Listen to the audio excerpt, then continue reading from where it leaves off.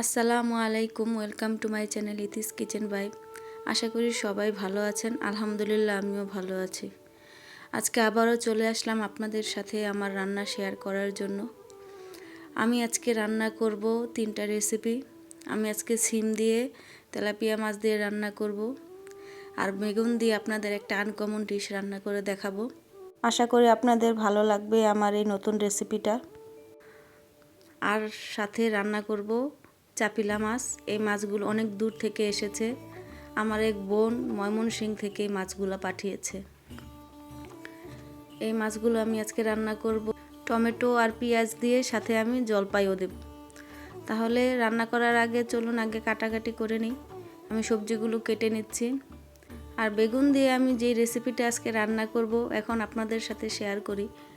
এই রেসিপিটার নাম হচ্ছে বাগুন বডি। হয়তো আপনারা হাসতে পারেন, এটা আমাদের এলাকার একটা জনপ্রিয় রেসিপি, সবাই খায়। এই রেসিপিটা আমি এই পর্যন্ত যাদেরকে খাইয়েছি সবাই প্রশংসা করেছে। চলুন রান্নাতে চলে যাওয়া যাক। আমি সবজিগুলো কেটে নিয়েছি, এখন রান্না শুরু করে দিচ্ছি। এখন আমি তেল দিয়ে দিলাম কড়াইতে। তেলটা দিয়ে আমি মাছটা মেখে নেব। এখান দিয়ে তেলটা গরম হতে থাক। আমি মাছটা লবণ আর হলুদ দিয়ে মেখে নিচ্ছি।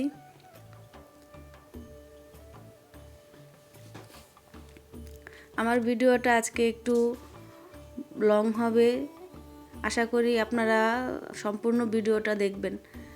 আর বিশেষ করে আমার নতুন রেসিপিটা দেখার জন্য আপনারা প্রথম থেকে শেষ পর্যন্ত অবশ্যই আমার সঙ্গে থাকবেন। আমার তেলটা গরম হয়ে গেছে, এখন আমি মাছগুলো দিয়ে দেব। আমি মাছটা দিয়ে দিলাম। মাছটা হঠাৎ ছিটকে পড়েছিল, আমি ভয় পেয়ে গিয়েছিলাম। আল্লাহ বাঁচিয়েছে, শরীরে তেলটা ছিটে আসেনি। আমি এক এক করে সবগুলো মাছ দিয়ে দিচ্ছি। জানি না আমার ভিডিওগুলো আপনাদের কেমন লাগে। যদি ভালো লাগে অবশ্যই আমার চ্যানেলটা সাবস্ক্রাইব করে দেবেন। আমার মাছগুলো ভাজা হয়ে গেছে, আমি উঠিয়ে নিয়েছি। এখন দিয়ে দিলাম পেঁয়াজগুলো। পেঁয়াজটা আমি হালকা ভেজে নেব।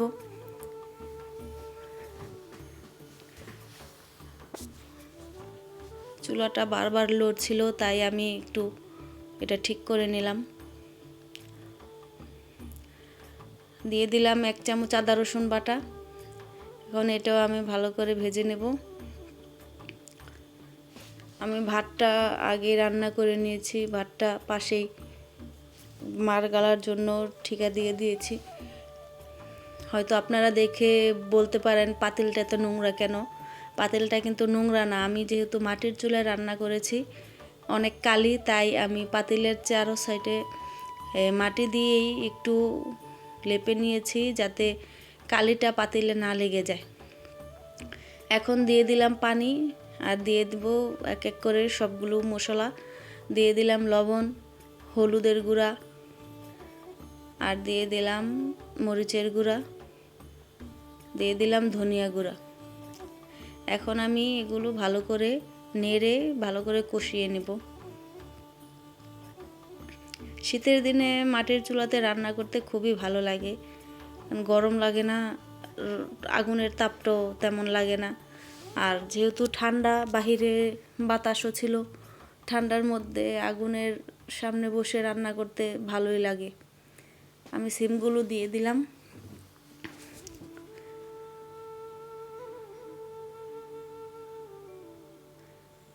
আমি সিমগুলো ভালো করে নেড়ে নিচ্ছি। আমি এভাবে কষিয়ে নেব, সিমটা আমি ঢাকবো না। কারণ আমার মা সবসময় বলতো সিম যদি ঢেকে রান্না করে তাহলে সিম এর কালারটা নষ্ট হয়ে যায় আর সবুজ থাকে না, যেহেতু এটা সবুজ তরকারি।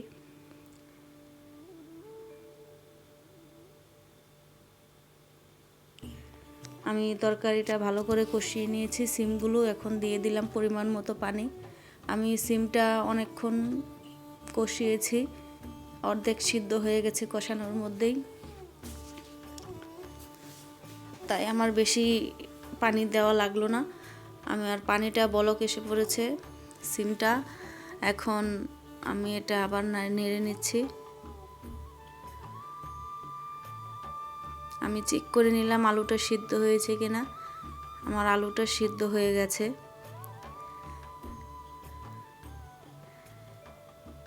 আমার তরকারিটা প্রায় হয়ে গেছে। এখন দিয়ে দেব টমেটো।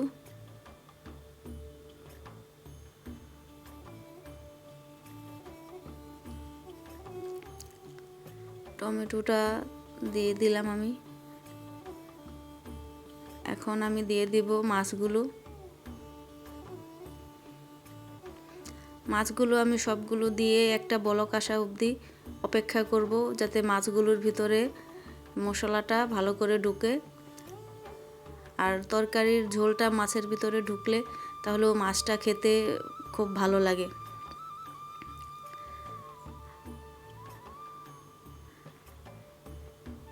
আপনারা যারাই আমার ভিডিওগুলো দেখেন অবশ্যই আপনাদের মতামতগুলো কমেন্ট বক্সে জানাবেন। তা না হলে তো আমি বুঝতে পারবো না আপনাদের আমার ভিডিওটা কেমন লাগে। অবশ্যই আপনারা আপনাদের মতামতগুলো আমাকে কমেন্টে জানাবেন। আমি দিয়ে দিলাম ধনেপাতা। ধনেপাতাটা দিয়ে আমার তরকারিটা হয়ে গেছে। আমি এখন তরকারিটা নামিয়ে নেব।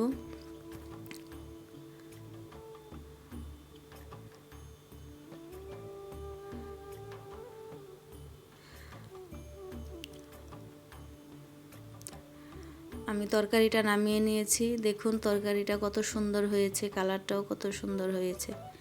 আমি আবার কড়াই বসিয়ে দিয়েছি আমার বেগুন বটিটা রান্নার জন্য।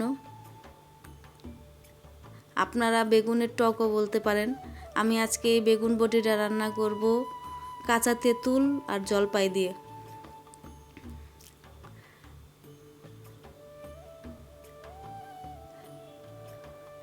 এই তরকারিটা যারাই খেয়েছে তারাই এই তরকারিটার ফ্যান হয়ে গেছে। আপনারাও ট্রাই করে দেখবেন, খুব মজা লাগে এই তরকারিটা। গরম হোক ঠান্ডা হোক সবসময়ই এই তরকারিটা ভালো লাগে।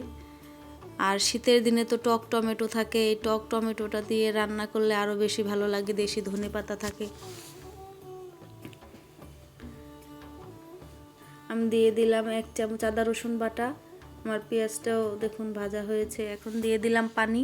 আমি আমার এই রেসিপিটা প্রথম যেদিন আমার শ্বশুরবাড়ির লোকদের খাইয়েছিলাম, তারা খুবই প্রশংসা করেছিল, কারণ আগে তারা কখনো এটা খায়নি। তখন তারা সবাই খুব পছন্দ করেছে।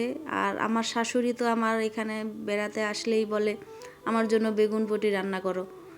তার নাকি শুধু বেগুন বটি দিয়ে সে পেট ভরে ভাত খেয়ে ফেলতে পারে। আমি দিয়ে দিলাম স্বাদ মতো লবণ, হলুদের গুঁড়া আর মরিচের গুঁড়া। এখন আমি ভালো করে মশলাটা কষিয়ে নেব।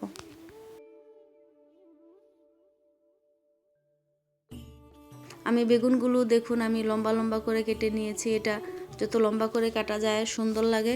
আমার বেগুনগুলো ভিতরে পোকা বের হয়েছিল, তাই আমি বেশি লম্বা করে কাটতে পারিনি। আমি দিয়ে দিলাম বেগুনগুলো।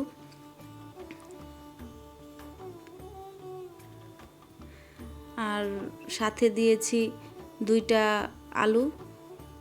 এখন আমি বেগুনগুলো ভালো করে কষিয়ে নেব।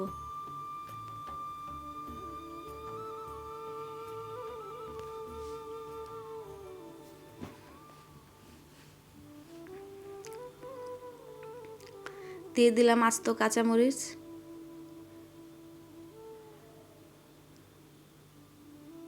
এখন আমি এটা ঢেকে দেব কষানোর জন্য।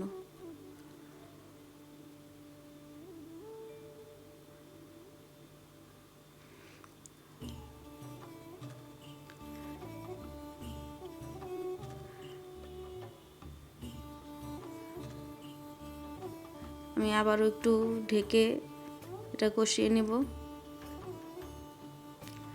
আমার ভিডিওগুলো যদি আপনাদের ভালো লাগে অবশ্যই একটা লাইক করে দেবেন। আর আপনাদের বন্ধুবান্ধব আত্মীয় স্বজনের কাছে শেয়ার করতে ভুলবেন না, অবশ্যই শেয়ার করে দেবেন। আপনাদের একটা লাইক, একটা কমেন্ট, একটা শেয়ার আমাকে সামনে এগিয়ে যাওয়ার জন্য সাহস যোগাবে, আমাকে সামনে এগিয়ে যেতে সাহায্য করবে। অবশ্যই আপনারা আমাকে আমার কাজে সাহায্য করবেন, আমাকে এগিয়ে যেতে সাহায্য করবেন। আপনাদের কাছে আমি এই কামনা করি। আমি দিয়ে দিলাম পরিমাণ মতো পানি। অনেকে এটা একবারে শুকিয়ে ফেলে, আমার কাছে একটু মাখা মাখা রাখলে ভালো লাগে, কারণ এটা ঠান্ডা হয়ে গেলে তরকারিটা একদম শুকিয়ে যায়। দেখুন আমার তরকারিটা বলক এসে পড়েছে। আমার আলু বেগুন কিন্তু কষানোর মধ্যেই অর্ধেক সিদ্ধ হয়ে গেছে। এখন আবার আমি একটু ঢেকে দেব পানিটা শুকানোর জন্য।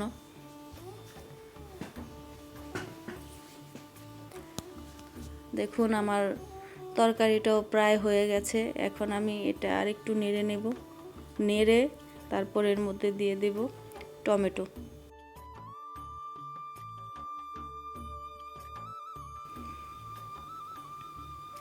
আমি দিয়ে দিচ্ছি টমেটো।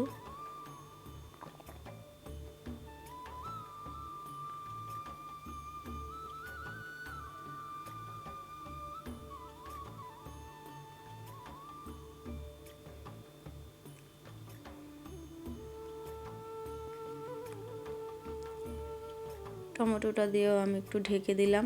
ঢেকে দিলে তাড়াতাড়ি তরকারিটা বলক আসে। চুলার আঁচটা যেহেতু লাগছিলই না, আমার মনে হচ্ছিল বাতাসের কারণে, তাই আমি ঢেকে দিচ্ছিলাম বারবার।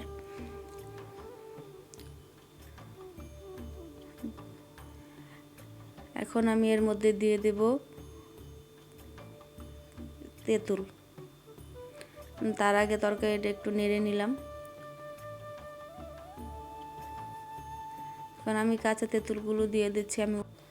আমি এখন দিয়ে দেব 2টা জলপাই। তরকারিটা যত টক হবে তত ভালো লাগবে। শুধু তেঁতুল দিলেও হয়, আমার তেঁতুলটা যেহেতু বেশি বাড়তি ছিল না, কড়া কড়া ছিল, তাই আমি 2টা জলপাই ওর সাথে দিয়ে দিলাম।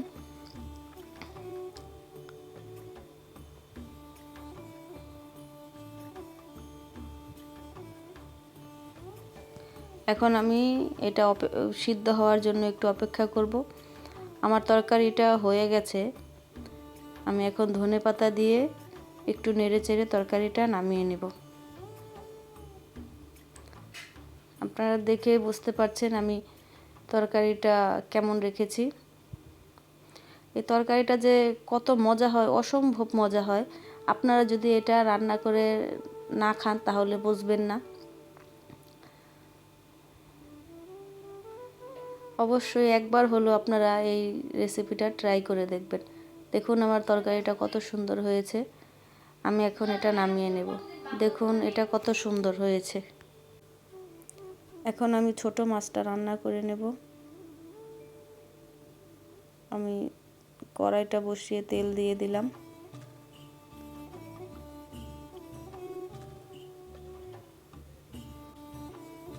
দিয়ে দিলাম পেঁয়াজ কুচি।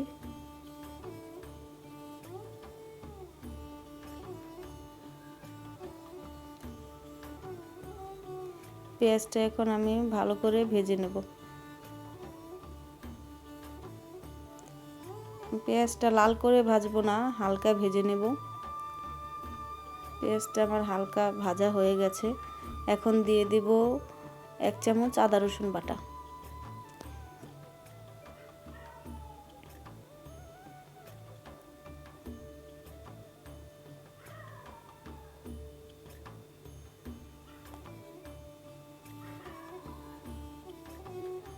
এখন দিয়ে দিলাম পানি।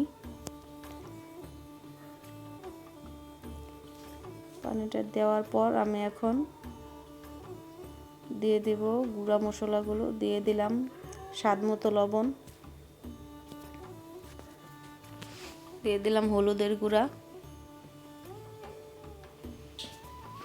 আর দিয়ে দিলাম মরিচের গুঁড়া। আমি একটু ঝাল ঝাল করেই রান্না করব আজকে এই ছোট মাছগুলো।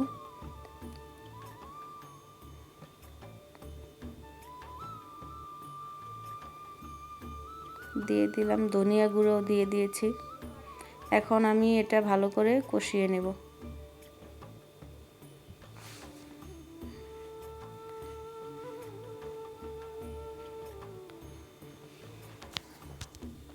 দিয়ে দিলাম অনেকগুলো কাঁচামরিচ কেটে।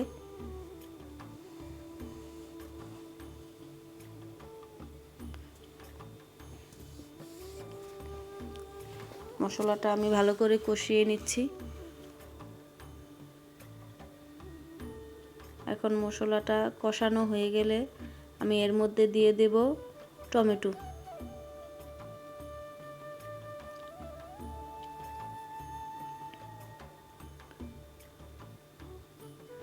দিয়ে দিলাম কেটে রাখা টমেটোগুলো।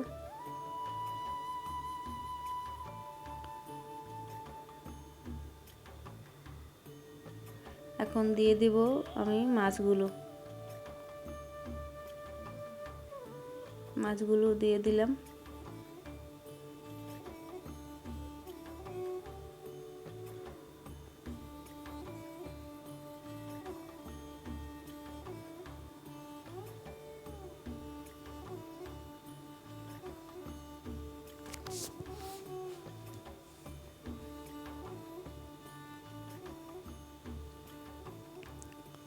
আমি এখন এটা ঢেকে দেব যতক্ষণ এটা বলক না আসে। দেখুন আমার তরকারিটা বলক এসে পড়েছে আর তরকারির কালারটাও খুব সুন্দর হয়েছে।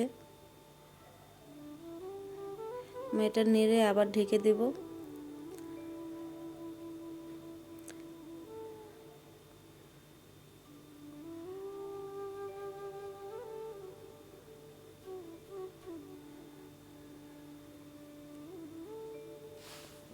আমি আবারও তরকারিটা একটু নেড়ে দিলাম। আমার ছোট মাছ খুবই পছন্দ আর বোনটা আমার জন্য পাঠিয়েছে এত দূর থেকে মাছগুলো, তাকে অসংখ্য ধন্যবাদ। আর মামাকেও অসংখ্য ধন্যবাদ, মামা এত কষ্ট করে আমার জন্য মাছগুলো নিয়ে এসেছে সেই ময়মনসিংহ থেকে। আমি এখন দিয়ে দিচ্ছি কয়েকটা জলপাই কেটে। এই মাছটা একটু টক রান্না করলে ভালো লাগে, ছোট মাছ টক রান্না করলে ভালো লাগে আমার কাছে খেতে।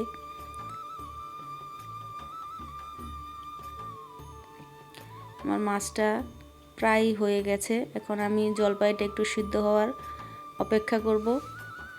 জলপাইটা সিদ্ধ হয়ে গেলে আমি ধনেপাতা দিয়ে তরকারিটা নামিয়ে নেব। আশা করি আমার ভিডিওগুলো আপনাদের ভালো লাগে। যদি ভালো লেগে থাকে, যদি আমার ভিডিওর কোনো একটা অংশ আপনাদের ভালো লেগে থাকে, সেই অংশটা দেখে অবশ্যই আমার চ্যানেলটা সাবস্ক্রাইব করে দেবেন। আপনাদের কাছে আমার একটাই রিকোয়েস্ট, আপনারা আমার পাশে থাকবেন। আপনারা যদি আমাকে সাপোর্ট না করেন, আমার পাশে না থাকেন, তাহলে আমার এগিয়ে যাওয়া সম্ভব না। আপনাদের শুভকামনায় আমি আশা করছি অবশ্যই আমার জন্য দোয়া করবেন। আমার ভিডিওটা সম্পূর্ণ দেখার জন্য আপনাদের অসংখ্য ধন্যবাদ। অবশ্যই আমার চ্যানেলটা সাবস্ক্রাইব করে দেবেন আর লাইক কমেন্ট শেয়ার করতে ভুলবেন না। অবশ্যই আমার ভিডিওগুলো শেয়ার করে দেবেন। আজকে আমার ভিডিওটা এখানেই শেষ করছি। সবাই ভালো থাকবেন, সুস্থ থাকবেন। আল্লাহ হাফিজ।